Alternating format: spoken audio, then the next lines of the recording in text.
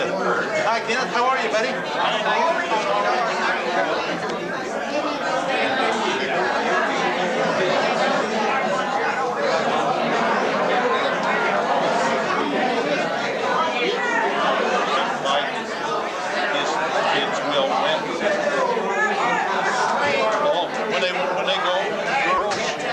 Everybody's like 12 minutes walk through the woods, you know, and yeah, I hunt my four-wheel, I can't walk.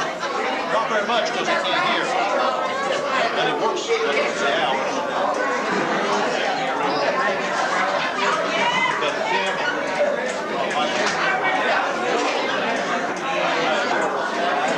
I thought my sister would be here, but I don't see her.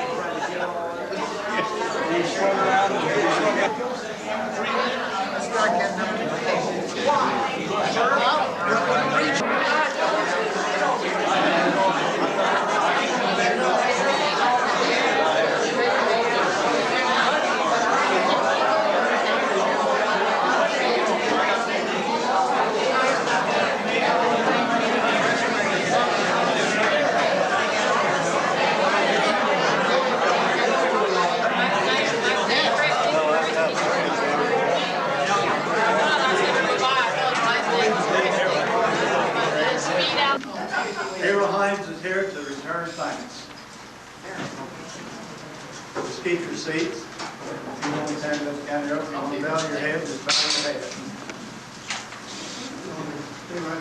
Fine, stay right there. Holy Father, we're so thankful to be here this morning, to be together with so many that we know and love. So many of us are full of memories and things. It goes through our hearts. Bless us, our Father, as we fellowship together, and help us to look forward to that time when we should have a greater assembly together. We ask it in Jesus' name. Amen. Eliminate any kind of confusion. I think what we'll do is just take the people that are closest to the food and let them be the first to get their food.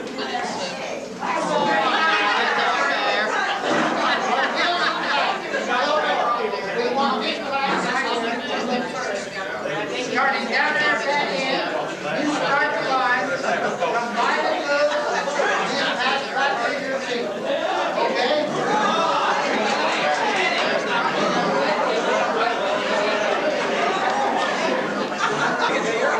Do you need a spoon? Or do you need that?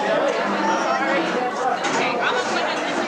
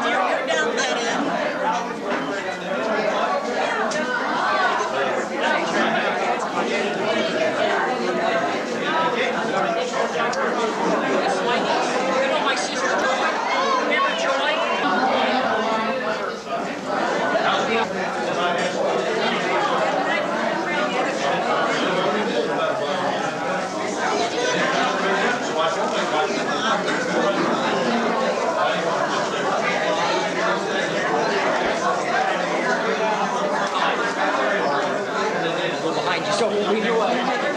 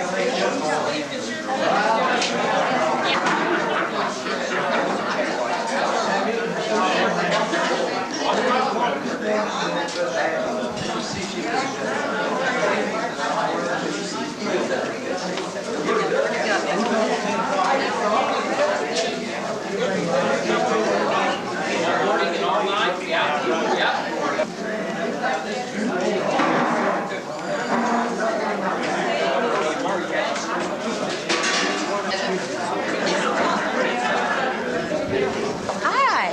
How are you?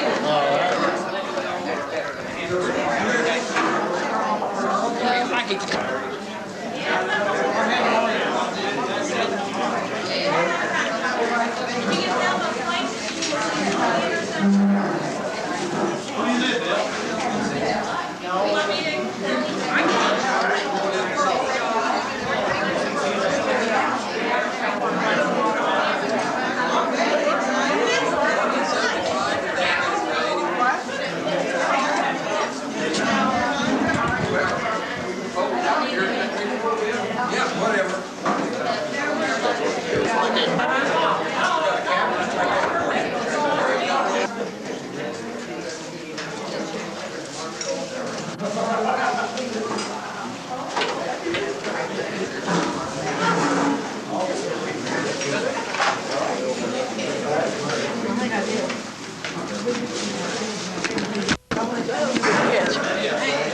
After you finish eating, I want you to take us to the picture. That's all there is here. I'd rather you did. You go ahead.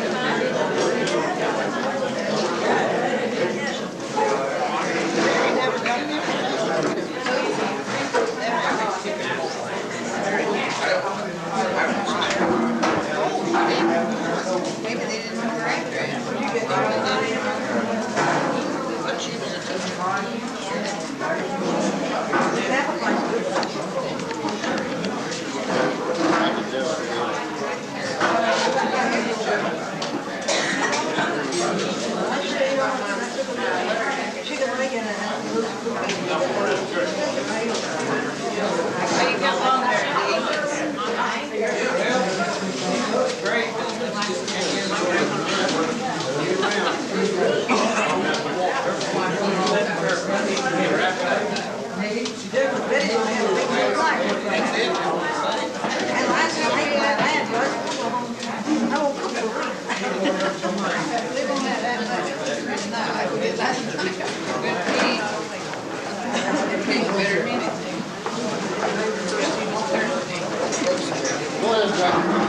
Excuse me. I'm just like.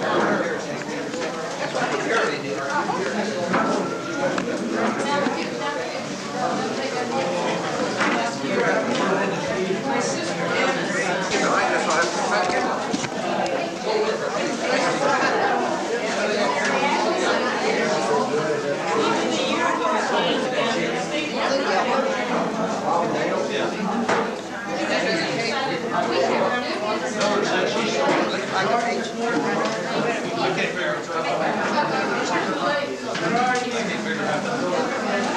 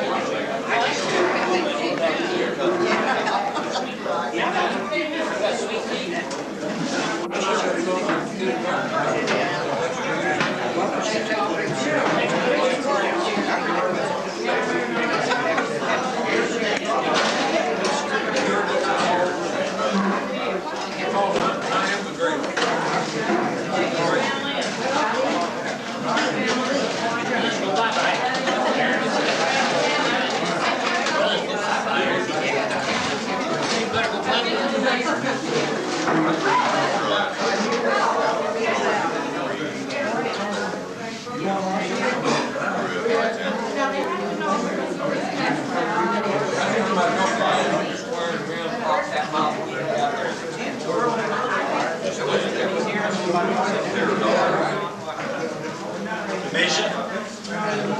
You're supposed to. No, you go eat. I know you're going to get hungry now pretty soon. You better eat. I'm going to talk him that loud enough that he'll hear me. Go eat. Fried chicken. I gotta record it. You stop it. Turn it off. We'll get something to eat.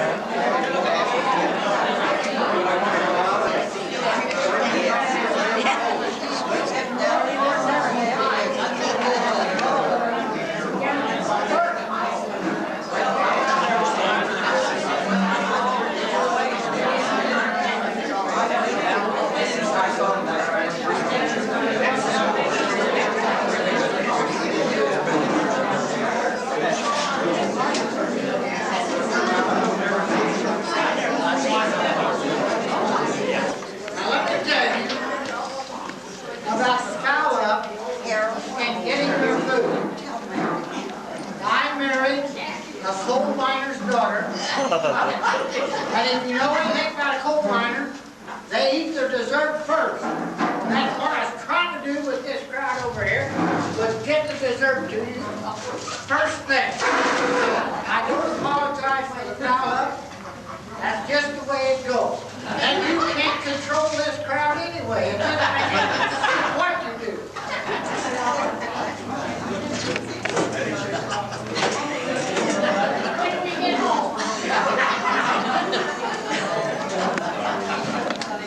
Very many of you people who don't know me, my name is Joe Clerk, and I'm not standing in a hole. This is all there is. What you see is what you get. That's all there is. Now, in order to digest food properly, you must be in a jovial mood. Therefore, we're really going to get the school spirit by singing the school song. And I bet you people didn't know that Wm Clerk is going to be our song leader.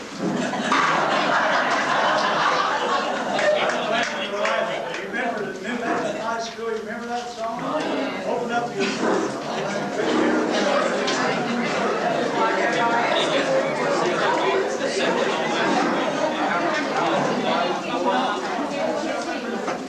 Anybody else go?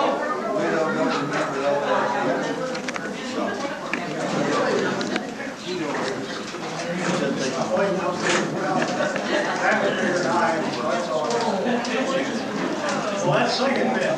And in high school, and in high school, and in high school, we're all for you.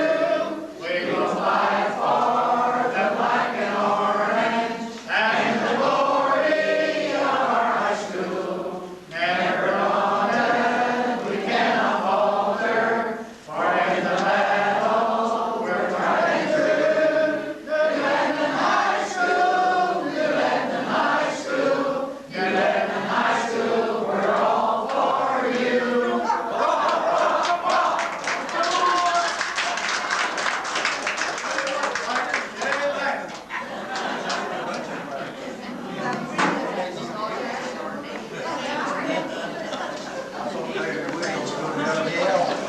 As we all know,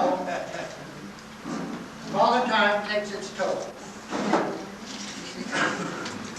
And at this time, we'd not like to honor class members that are deceased, not only from this class, but from other classes that has helped make our reunions the success that they have been.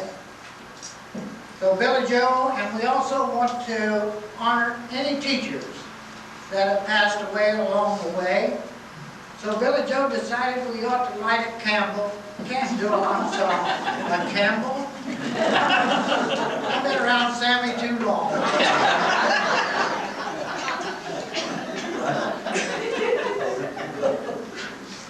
So Billy Joe, if you will, come around and we'll light these candles. Somebody smokes. You quit.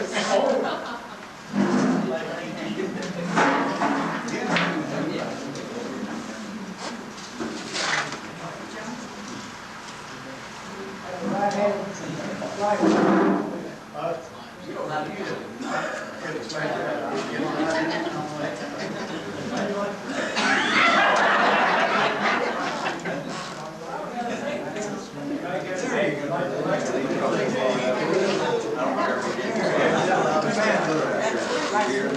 The blue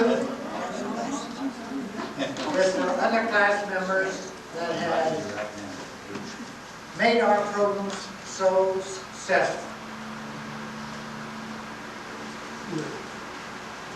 The other blue is for those teachers that have passed away, because without those teachers, our lives would not have been the same. And the white is for our class members, Ivan Williams, Faye Townsend, Bob Baldwin, Delbert Figley, Marjorie Ice, Harry Shorter, Andy McCammon, Joe Dillon. And there was a verse in the program that was distributed during our 50th reunion. I'd like for you to bow your head at this time. We do not lose our loved ones. They only go before to enter everlasting life as through an open door. They leave us but a little while. They're never very far. For till that time of meeting, love keeps the door ajar. Amen.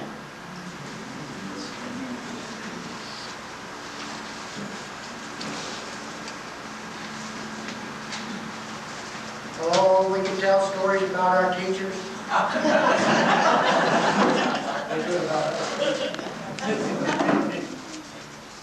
And the one boy that I suspect knows more about teachers than anybody that I know of is our friend John T. Sargent.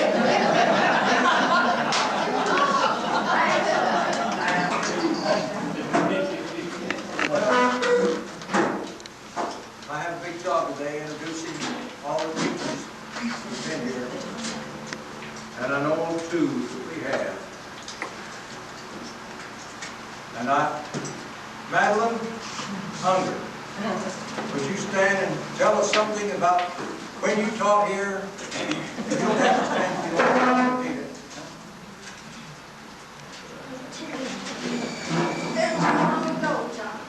You don't know. That's true enough.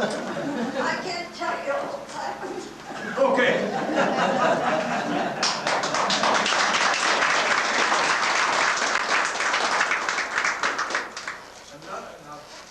None of us ever had Madeline for a teacher. But we did have the next teacher here, Mary Elizabeth Jones. That was, we had her in high school. Us boys didn't have her, but we gave her a rough time. Mary Elizabeth, can you stand up, please? I was here for 4 years and I really enjoyed it. And I never thought I'd live to be 84 years old, but I'm happy that I did. And I'm going to tell you, in the last 57 years, you kids have aged.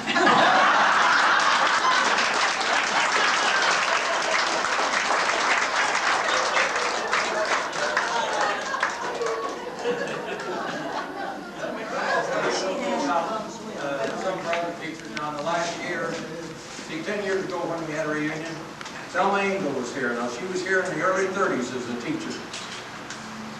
A lot of you don't remember that. She died last year. We don't have her.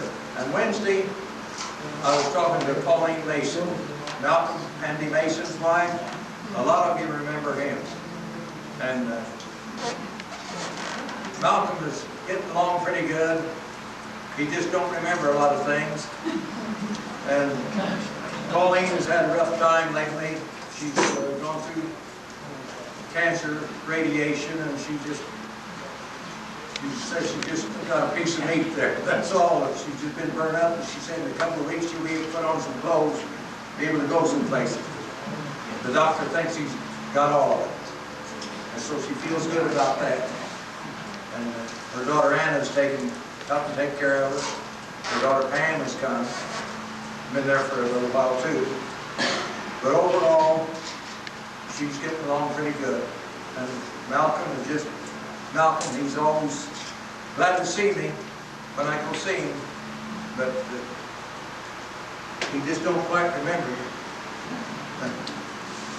They said to tell you all hello. I know I had some good teachers in school, and Malcolm was always one that kind of took me under, I don't know, he was awful good to me. He was, in some ways, like a father. He could talk to me like my father could, or more. I missed him, always saw a lot of him. That's all. Anybody else wants to talk about any other teachers? We had some good teachers while we were in school.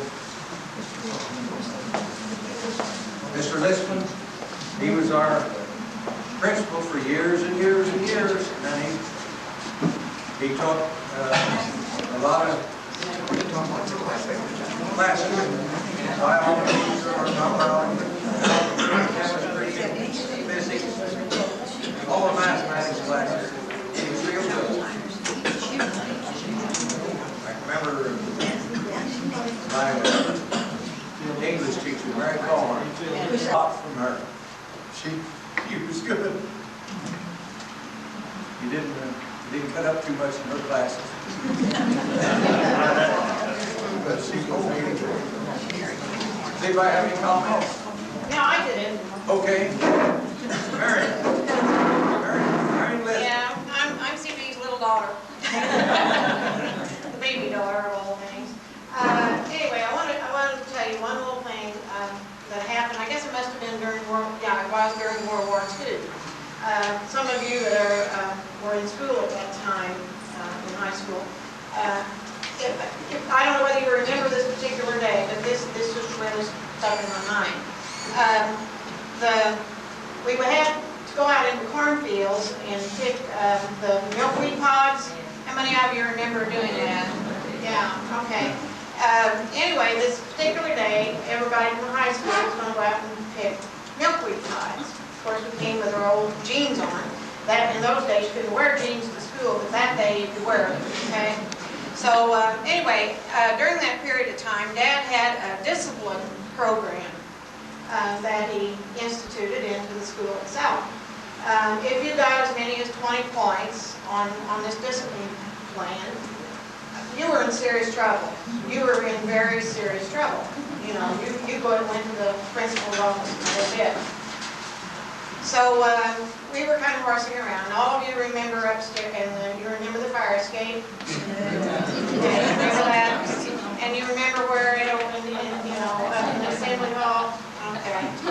Well, anyway, we were just sort of horsing around that day, and anyway, some of us, including me, was going down that fire escape, which was that, big no-no.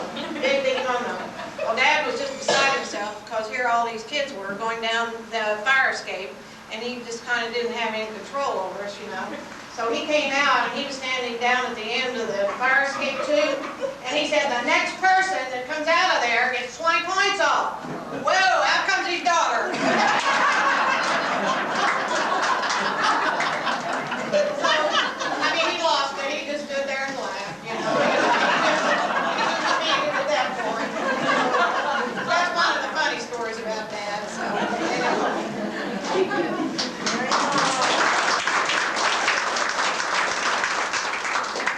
Are there any other comments?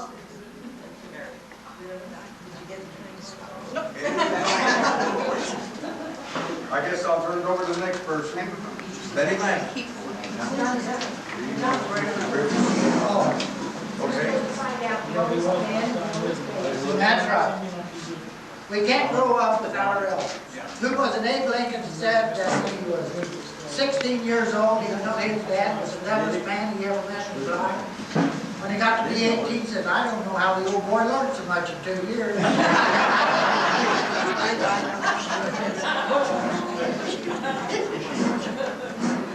Betty Lambert is going to recognize at this time, I don't know how to do this. You've got to get the women to tell their age. I was going to say, I don't know whether I can handle this or not.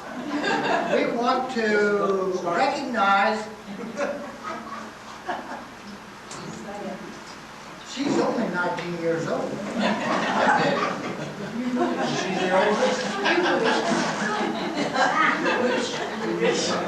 We've got to recognize the oldest female. Now,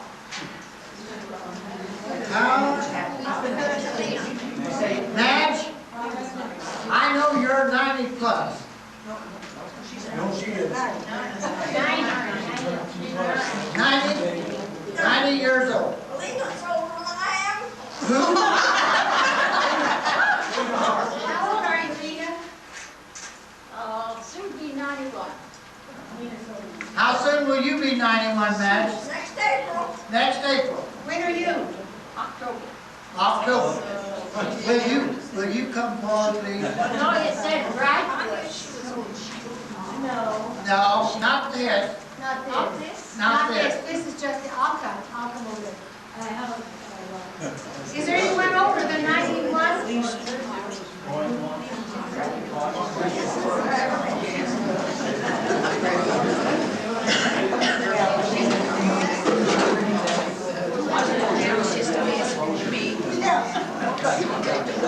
Yeah, probably.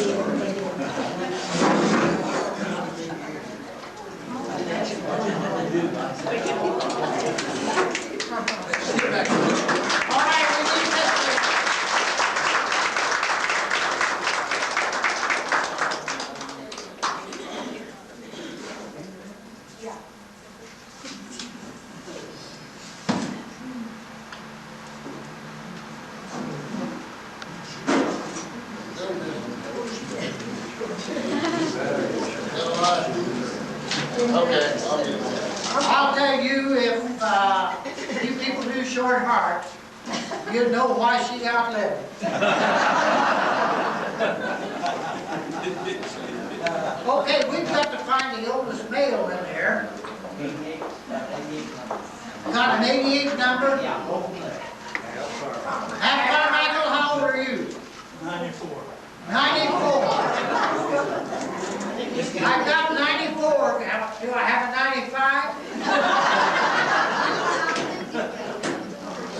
That's a hope. Oh, lot of them.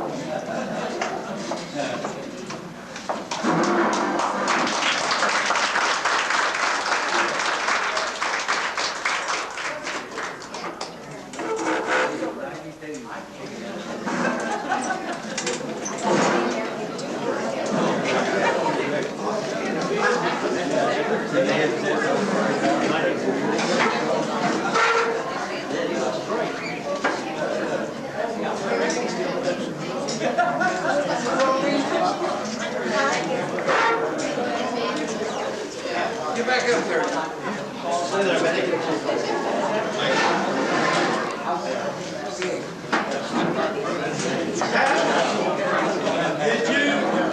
Did you date my aunt, Blanche Perry? Did you date her? Yeah. Oh, yeah.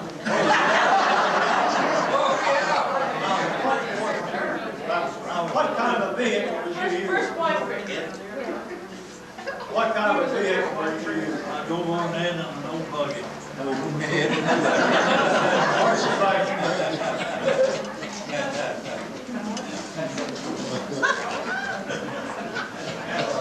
You know, if you had to describe this particular class, and we've got more men living as boys than we have girls and ladies. And that's very, very unusual. I guess we've got, but they didn't get here. There's only 5 women left. Yes, 5 men. We've got 10 people left. And I think that's exceptionally good. But if you had to describe this class, you could not do it on an individual basis. This class has been more like a family than it ever has been in this class. Because it didn't make any difference what you were going to do.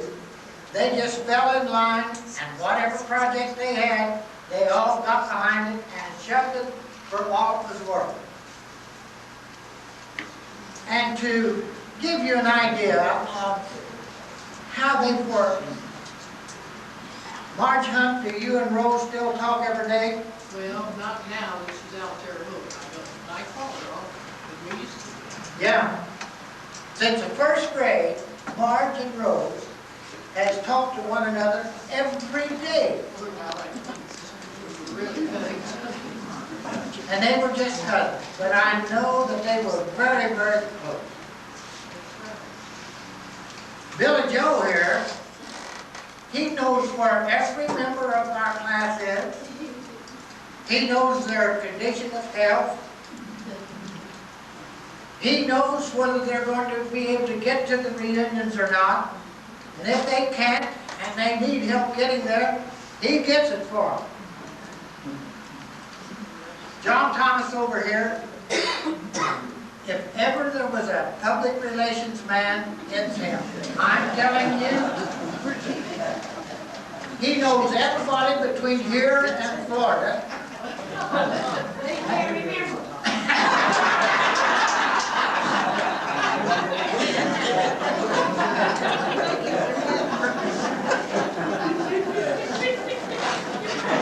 I wasn't going to say that.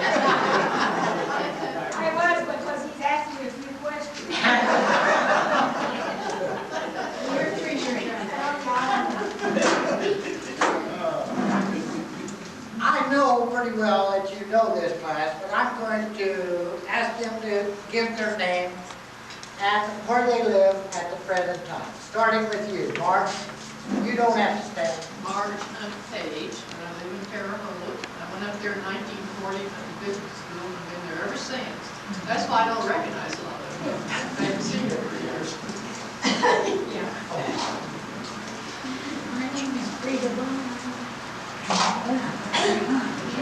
She was a friend of Faith. I know her was pretty. Now praise the Lord.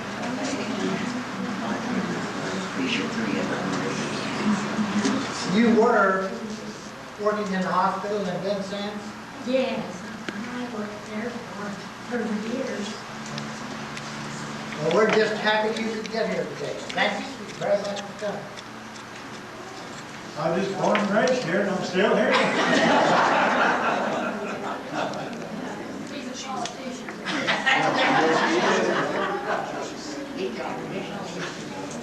I've already introduced myself as John Clerk, and we've been in Evansville, Indiana since 1951. Well, I'm Speed Lambeth. I live down south, about 7 miles since 1952. You're going to stay right there. That's it. Well, I'm John Simon. I live in Evansville. Used to live in Shelburne, graduated from Lebanon. And Billy Joel lives in the house that my mom and dad built. Most of that back in the 30s. Billy Joel lives there now. And he's really done a good job taking care of it. That's all I have to say. Next. Sam Wilson. I was an initial officer for a lot of years. I've had 36 years appendix. I've been retired for 16 years. That's about all I know. Now, Sammy, how much did you weigh when you graduated from high school? 98 pounds. Now, that poor boy has been worked to death. Yeah, by looking at him.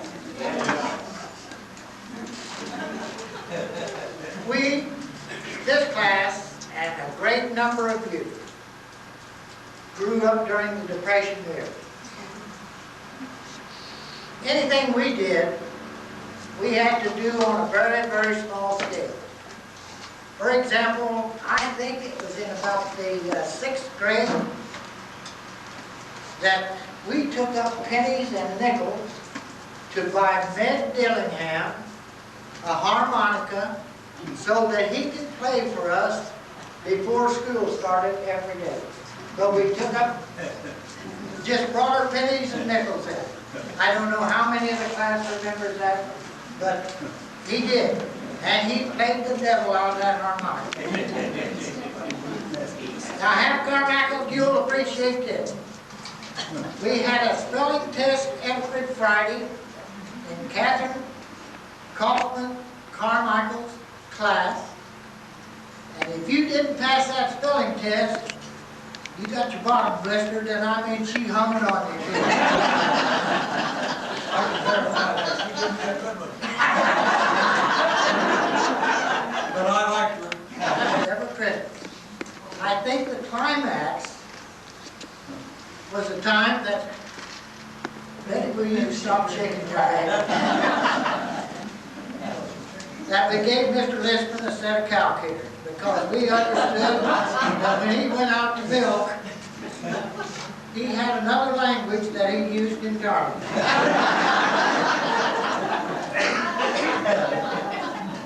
We had a hobo day when we were seniors on a trace chain on my bib overall. About the time that Mr. Bisman got up to give his daily speech, I had that alarm set for it to go off. He stopped and he says, I see that we'll not have any class today with you people in the building. Will you get out of here?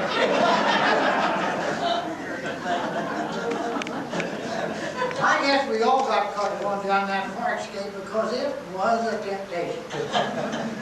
We had an activity period right before lunch, and if you caught the teacher either napping just a little bit or stepping out in the hall, you could go back there to that fire escape, hit those crash bars with your knees, and you were in that tube going 60 miles an hour. The only problem was, and how he ever did it, I don't know, invariably, when you zipped out of that tube, who did you meet? Mr. C.B. Lister. I never could understand when we were in high school, I'd say about our sophomore year. That's when we were always looking at the opposite sex. John Thomas and Steve here, they didn't go out with the girls in our class. They weren't happy with them. They had to go with the upperclassmen. I was afraid to even talk to an upperclassman.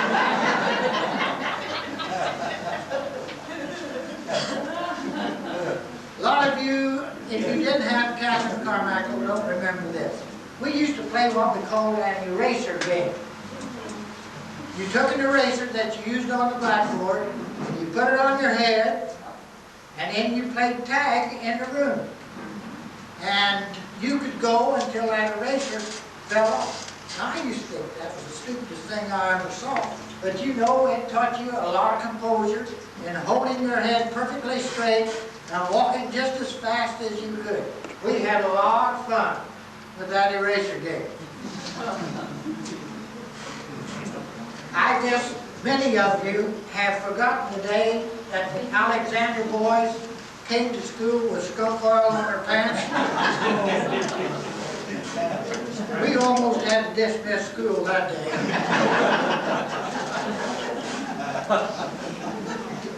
Catherine Kaufman, when I was in the 6th grade, or our 6th grade class, she went over to Flaggman Key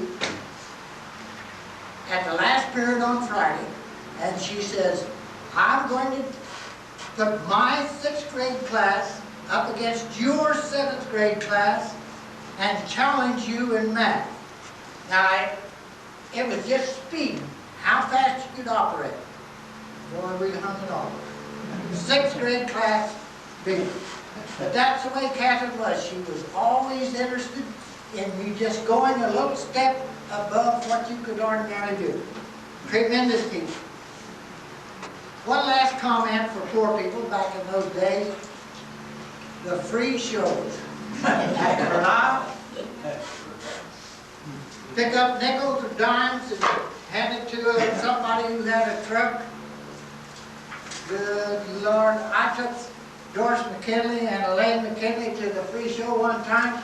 Homer was with me.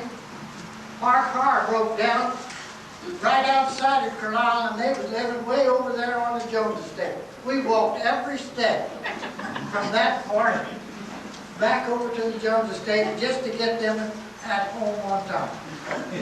One time.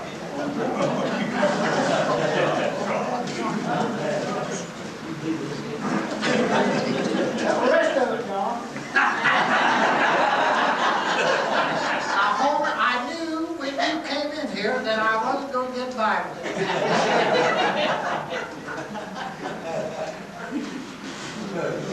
One more thing before we have a general session here. I asked Billy Joe the other day when we were in here fixing the tables and what have you. I said, well, our 65th will be in 2004. Are you going to go for it? He says, I don't know. I'm scared to death I'll be too old. So I got to looking, and I read an article put out by a 94-year-old lady, and she says you're never too old. And it goes something like this. My hair is white, and I'm almost blind. The days of my youth are far behind. My neck's so stiff, can't turn my head, can't hear half that's being said. My legs are wobbly and can hardly walk, but glory be, I can surely talk. And this is a message I want you to get. I'm still kicking, and I ain't dead yet. I've got corns on my feet and ingrowing nails, and do they hurt? Here, language fails.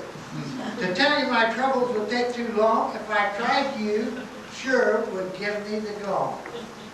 I go to church and Sunday school too, for I love the story that is ever new. And when I reach the end of my road, I hope to my heavenly home I'll go. Then shall I leave my house and play. If you listen closely, I'm apt to say, well folks, I've left you, but don't forget, I've just passed on, and I ain't dead yet.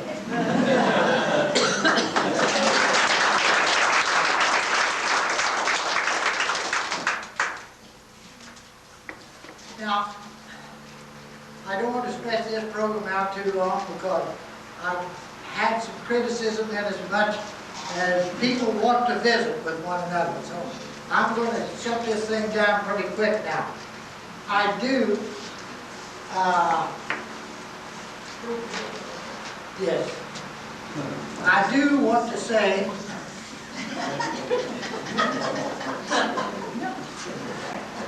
that Billy Joe, our president, has really been the ramrod of this entire program.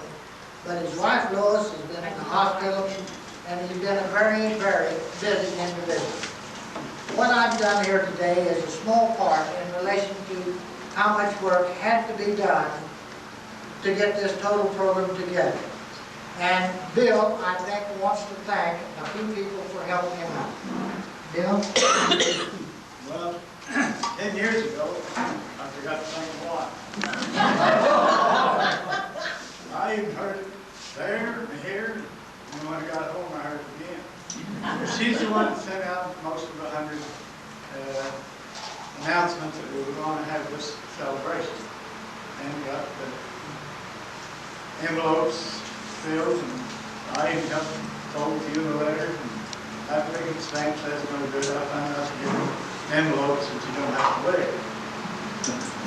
So we got to thank her and Betty and the two Bettys here. They got to do all this stuff yesterday. Got to thank them. And I especially want to thank you older people for coming. We thought we'd have a senior table, but we've got seniors here all over the place. Everybody that's 80 years old, raise their hand.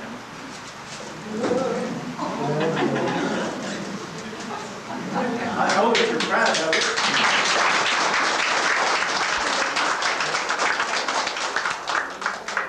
Now, everybody that's 75, raise their hand. Or 80. Oh, I got this one. Betty, you put your hand down. We know you're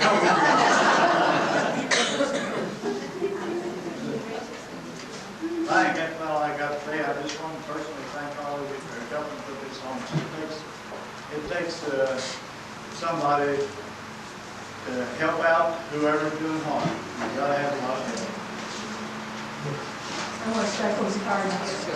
These cards are for sick ones that couldn't come. Anybody like to sign them? Yeah. Start on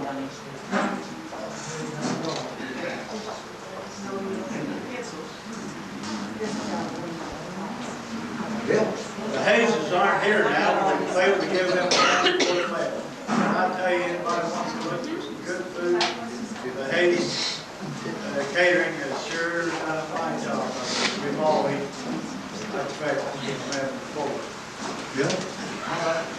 See you. You just got that? Well, yeah, these two guys here. I didn't mention Speed and John. Speed and John. Class members that couldn't be here. They're wondering who these cards are for. Tell them.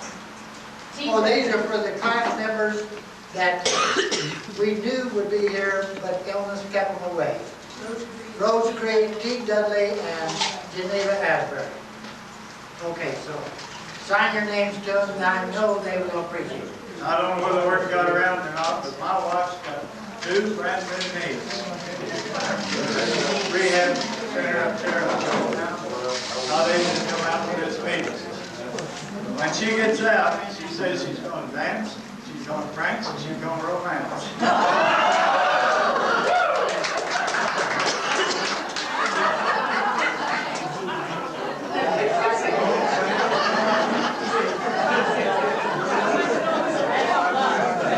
Because I know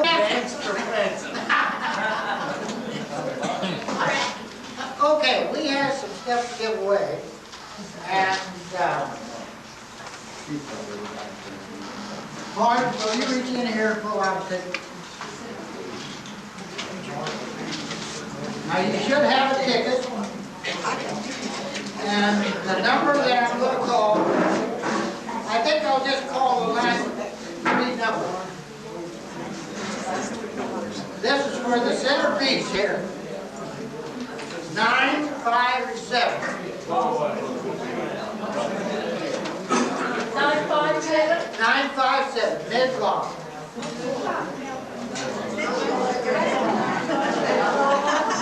These flowers were donated by Carl Engel and flower bin for Carl Engel and now I know you've all got grandchildren. We got to get rid of these balloons. Here we go. Look at 953. That's me.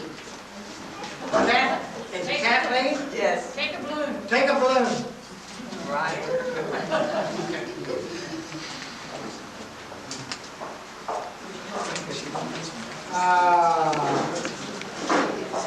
This is a hard number. This last 4 numbers, 4,000. 4,000. You got that, Lena? Yes. Okay, get a balloon.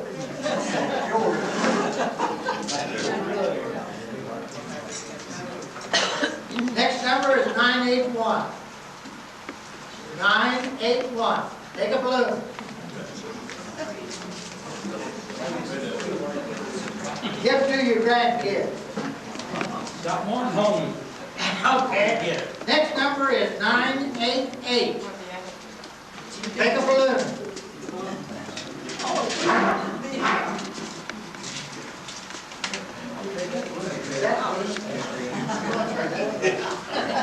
Next number is 973. 973.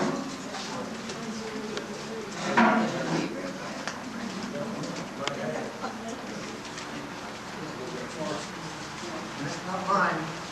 973.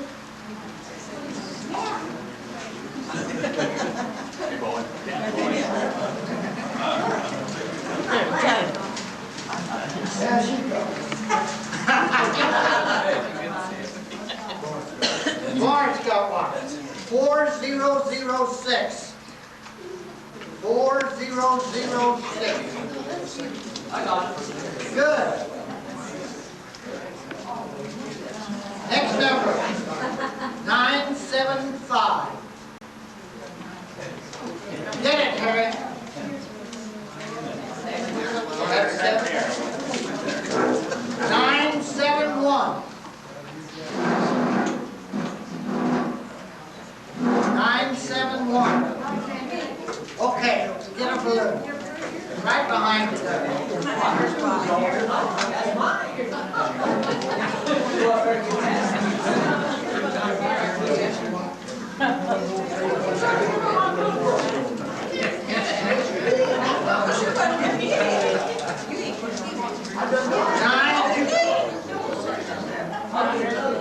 Nine, 998. Back in the back. That's 9. No, I'm watching. 969. 969. He took three Johnny steps and ran to each Oh, Sanders. Here's one. That 10? That 10? 4002. 4002. John Thrasher. There it is. We got one more. 993. 993.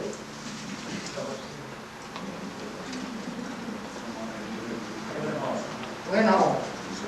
Another number. 955. There we go. One over here. Okay. Now, Billy Joe McCammon has a comment to make in relation to a brick in the Hall of Fame. Is that right, Bill? I don't know, a lot of you might already know this, but I thought I'd just catch up to date. About 10, 12 years ago, they built an Indiana Basketball Hall of Fame in Newcastle, Indiana. Part of the fundraising was to buy a brick that's in the courtyard of this building structure.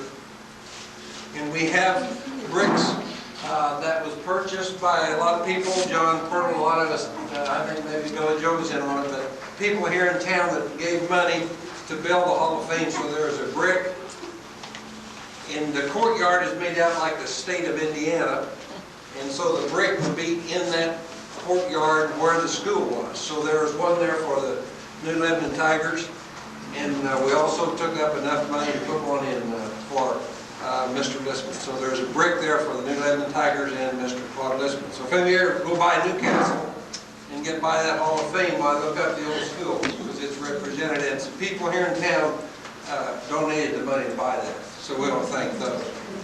Thank you. Thank you, Bill. And I'm not a graduate of New Lebanon, by the way. I'm just a young punk.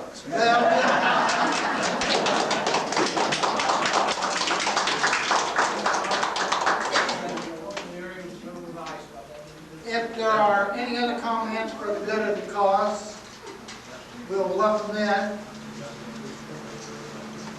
There's a little girl back there in the back taking a picture of all this. I just got to introduce her, that's my granddaughter. And she's been working around, and I like never got to eat anything. But she's got to have a good tape of this, I know, because she takes a lot of scheduled school events all winter long, and grasping as they're supposed to be, however. But I want to thank her, especially once you comments.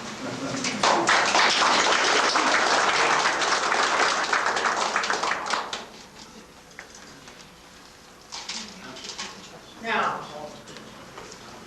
do any of your class members have any comments that you want to speak? You? Anybody? Sure, everybody come forward and leave.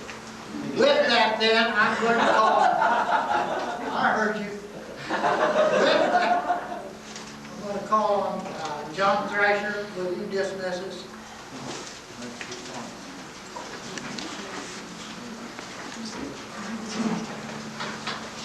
Brother Joe asked me if I would say a few remarks. I saw on the program that said benediction. I don't know how to do a benediction. But Brother Joe asked me to say a little bit. I remember back when they used to say, if everything was laid in, the end, it would reach so far. I all the food trucks were laid in the end, we got the word out on time. Anyway, somebody said if all the after-dinner speakers were laid in the end, it would be the best thing that ever happened.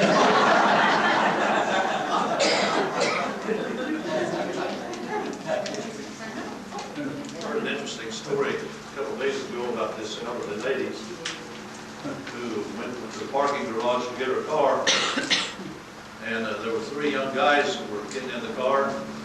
She sprayed them with mace and ran them off, and got in her car, and the key wouldn't work.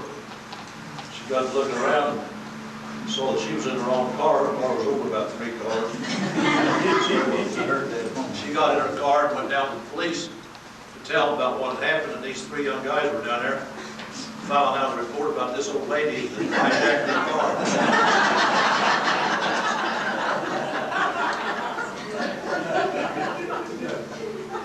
Well, it's great to come back. You know, in our class, it's just George and Wilma and me, graduates that are remaining from this school. Lee's here. He was with us for a long time.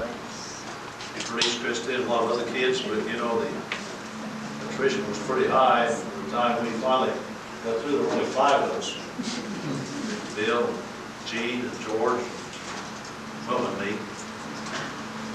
Anyway, we've lost Gene and Bill since then. What I really wanted to share with you, just something to think about, because who knows when we'll get back again like this. And, you know, the preacher in me wants me to say something that's positive and encouraging. I will, however, I probably should tell you a little bit about, we are now retired from a full-time service. I have a little part-time church at Medora. We live in Brown County. We retired at the end of '97 from the church in New Albany, Wesley Chapel. Moved up in the woods. I've got a little buggy horse, and I drive along the woods over there. And we have a nice time, nice place. I live with a couple of old ladies who almost clean. And I agree with Miss Jones, what she said. You know, I couldn't believe how you guys have aged. She said that's how my story. She's right about that.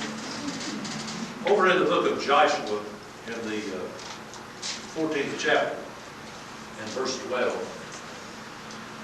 there's an interesting request of Madeline named Caleb, who comes to Joshua, and he says to him, I want you to give me my mountain. Give me that mountain. And the background of that is that back when, after God had delivered the children of Israel from Egypt, God was going to do something good for them. He thought, well, he'll provide a nice place for them, so he fixed another place. And they sent 12 guys over there to look at it. And when they came back, 10 of them said, that's a scary place. There's guys over there that are so big that it makes us look like grasshoppers. Two of the guys, Caleb and Joshua, said, you know what, we can take that land and be out. Let's go get it. But the majority reported on it. So God was upset about that. Moses was upset. He said, you guys are going to have to wander around here for 40 years for every day that those people were over there in Canaan looking around. For every day that they were over there, you're going to have to spend a year in the wilderness. And besides that, there will not be a single one of you guys, with the exception of 2, that are going to survive. You'll all just die in the wilderness. That's what you want. With the exception of Joshua and Caleb. So 40 years passed, wanderings are over. Then 5 years later, then, when they finally are portioning out, Joshua is these areas of ground in the promised land. Caleb comes to him and he says, Joshua, buddy, he said, I want to remind you about a promise Moses made to me. Moses said to me, more than 40 years ago, when you get over there, you'll be able to have that land that you walk on. So he said, I don't want you to forget it. He said, I'm 85 years old. I was 40 when I went over there. I'm 85 now. But he said, I want you to give me my mountain. I said to somebody, you know, talking about that, I said, what do you think that mountain represents? The person said, it represents opportunity. It represents fulfillment, commitment. It represents going forward, making progress, not being quit. And I think that's right. This mountain is the result of an earlier decision.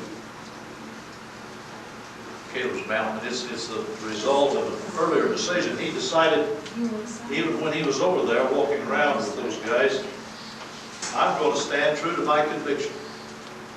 And if 10 of these people say that it's something we hadn't ought to do, it doesn't make any difference. I'm going to stand for what I think is right. So when he came back, that's what he said. He said he followed the Lord all the days of his life. He wasn't going to quit now. So when he comes down now to the end of the way where he's ready to get the fulfillment of some of those promises, he said, give me my mountain.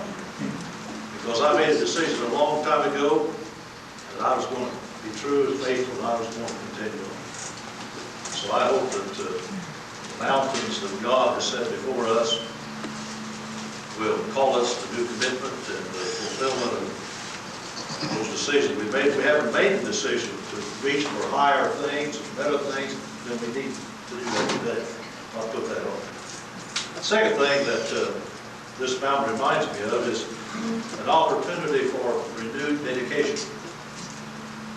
We've been talking about how old we are and everything, but this old man said, I'm 85. Now, he said that he was just as strong as he used to be. I wonder, if he had sort of maybe, like you said, maybe lost it a little bit. He thought he was just as good as he used to be. He's 85, he said. But he said, anyway, I want my mountain. I'm not a quitter. I want to go ahead. Give me my mountain. Renewed dedication. Put the effort in, not just to sit it out, not to give up, not to quit. Those of you, some of you people here, knew Dad real well. I was with Dad, and some of you that are here know that he was an invalid. When he died, he was an invalid, but he never did let that affect him. I was with him down at Vincennes, and the doctor came in there and he said, Mr. Thrasher, he said, we're going to have to cut your leg off, looks like. Dad said, what if you don't? He said, if you don't, he'll kill you. Dad said, cut it off. They did. So then he got him an artificial foot. They took that first leg off right below the knee, and he had like a boot, like a cowboy boot, which is like a red boot. He was doing really good.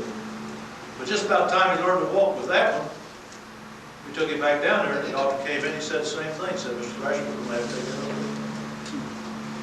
Well, if I don't, he said, if you don't do the kid, he said, take it off.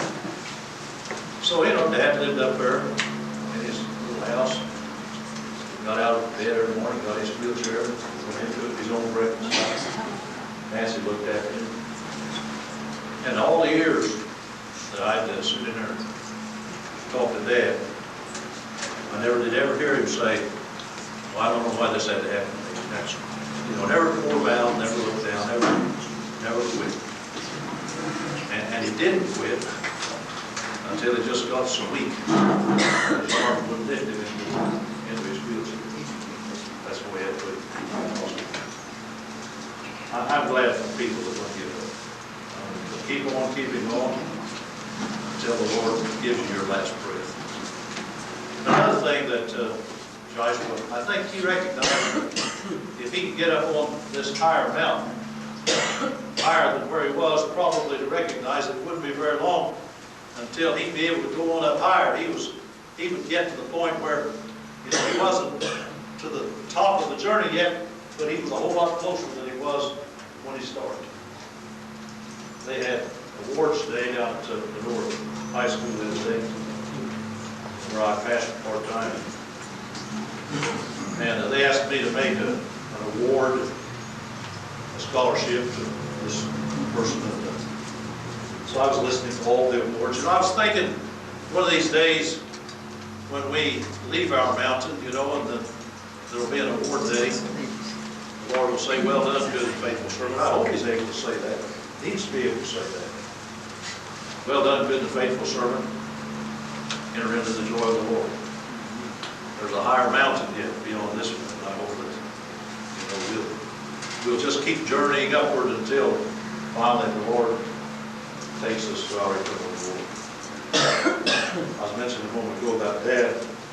I'd be hesitant to say this a lot of places, but you told me John Thrasher. And I don't think he ever left the township. He might have gone to Illinois once. He did fly out to see Mildred and Don when they lived out there. But anyway, Dad was down there in the hospital, and just as he was dying, he said to Nancy, Nancy, I'm a woman. He didn't have either leg. He said, I'm a woman. As he was dying, and Nancy said, Dad, I know you're going to walk again. He said, no, Nancy, I'm walking now. I'm a woman. So I don't know what the Lord did for him as he was making that transition. I want to tell you what, if we'll live on the mountain, there's a higher mountain beyond that. Thank God. Thank you, Father, for this glorious time that we've had together. The fellowship of kindred minds is truly like that above. And we have enjoyed and appreciated the opportunity of rubbing shoulders, shaking hands, laughing together, remembering those happy, joyful times. Lord, where we all got our start, right here in this hallowed place. None of us would be anything today had we not gotten that start right here, with people that cared for us, put up with us, people that encouraged us, disciplined us. So Lord, what we are, we owe to our heritage, and we thank you for it. And give us the kind of a heritage to leave to those who follow in our footsteps, Lord. A heritage of which they can be proud, give you thanks. Your grace and power work effectually in our lives, in and through us, to touch other people's lives. In the name of Christ, Lord, dismiss us. Give us traveling mercies. Amen. Did you get food?